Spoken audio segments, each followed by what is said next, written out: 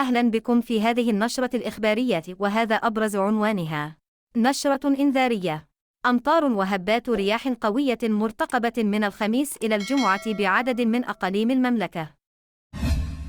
وفي التفاصيل، أفادت المديرية العامة للأرصاد الجوية بأن أمطارا قوية وهبات رياح قوية مع تطاير الغبار مرتقبة من الخميس إلى الجمعة بعدد من أقاليم المملكة.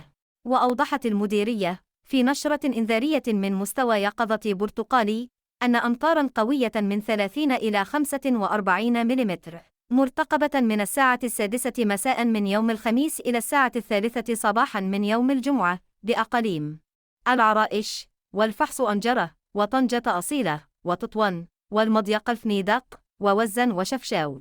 كما تتوقع المديرية في نشرة إنذارية من مستوى يقظة برتقالي هبوب رياح قوية مع تطاير الغبر من 80 إلى 95 كم في الساعة بعد غد الخميس من الساعة 9 صباحا إلى الساعة 11 ليلا بأقاليم تطوان، والمضيق الفنيدق، والفحص أنجرة، والعرائش، وطنجة أصيلة، وشفشاو، والحسيمة.